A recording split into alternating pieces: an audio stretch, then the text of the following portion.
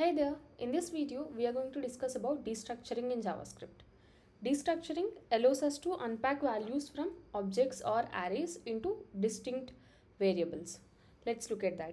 Let's start by creating a simple object person and I'm assigning name as Elise and age as 30, let's say.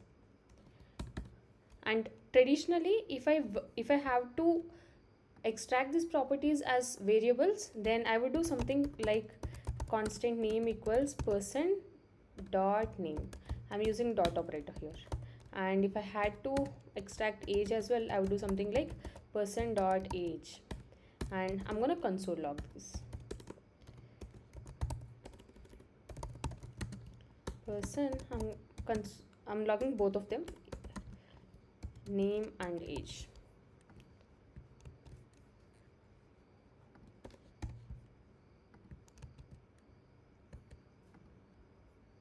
Yes, but destructuring allows us to extract these properties in a very concise way. We can do it something like constant, and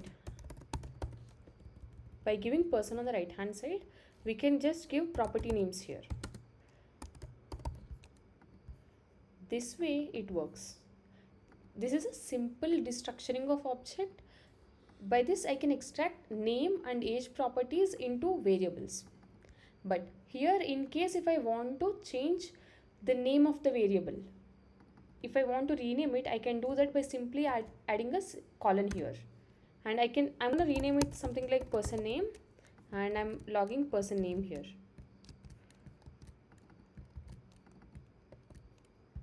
Yes, I have got that.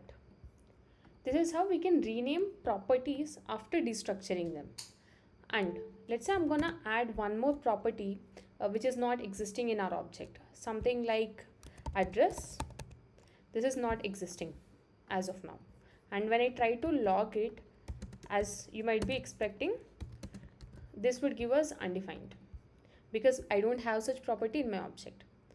And we can even give default values to the properties which are missing from our object, something like I'm gonna initialize that with empty object. So yeah, it has given me empty object here because I'm gonna access a property that is non-existent in my object, and since I have given my default value as empty object, I have got empty object here.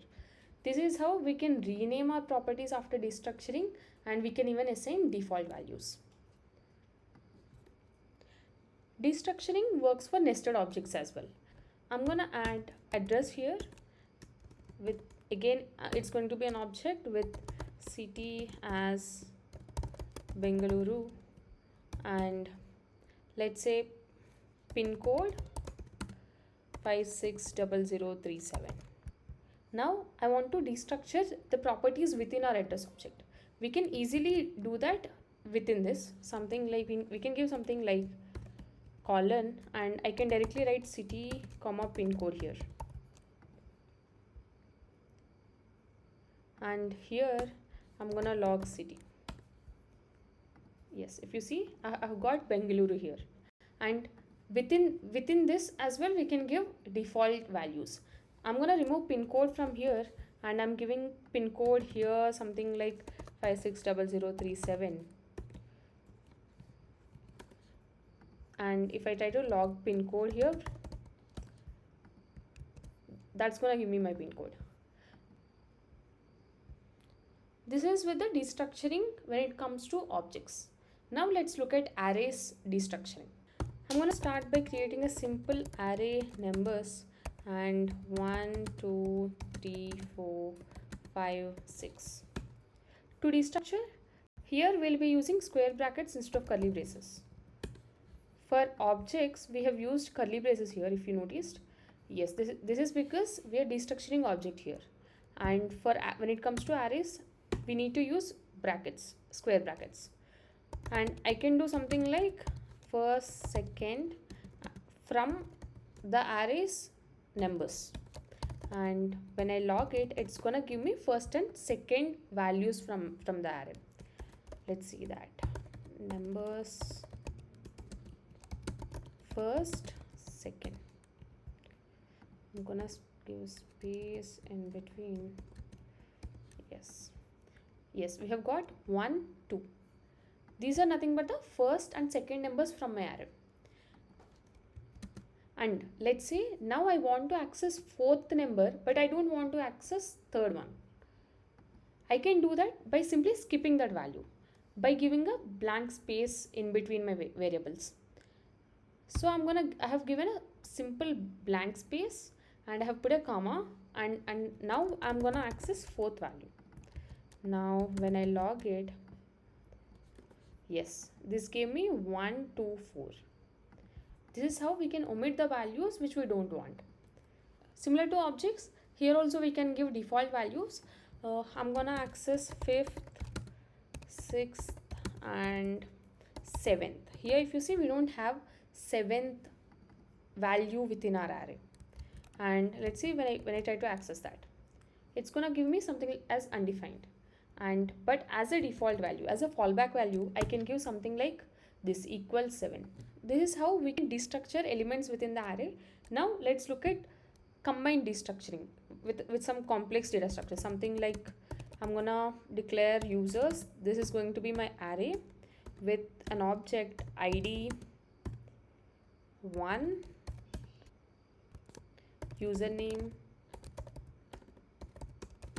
Elise, and yeah, I'm gonna create one more entry within the array with ID 2 and username Bob. To destructure this array, I'm gonna do something like constant. Since we are destructuring arrays, I'm gonna use bracket, and we are destructuring from users array. And every entry within my array is an object. So I'm gonna destructure it using object. Within this, I want to destructure at ID username level. So I'm gonna do something like ID, and I want to rename that to ID 1, and username, I'm gonna rename that to username 1. Same thing I'm gonna do for the second entry as well. I'm gonna do ID, I'm renaming that to ID 2 here, and username, I'm renaming that to username 2.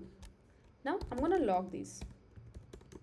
Console.log users, and I'm gonna log ID 1 and username 1, and then ID 2 and username 2. Let's look at that. Yes, this is how we can destructure complex data structures as well. And practical usage of this destructure mainly comes in usage with functions. Let's say I want to pass this array to a function sum. I'm going to create a function sum. This is going to intake my array.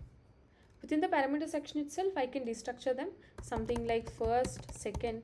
Here I'm going to find summation of first 2 elements only. So I'm going to do something like return first plus second. Let's see how it works. Console.log sum of numbers. I'm expecting it to give 3. Yes, this is how we can use destructuring while accessing parameters within our functions. This is one of the practical use case which can be done for objects as well. This is one example I have shown only for arrays. And that's a comprehensive look at destructuring in JavaScript.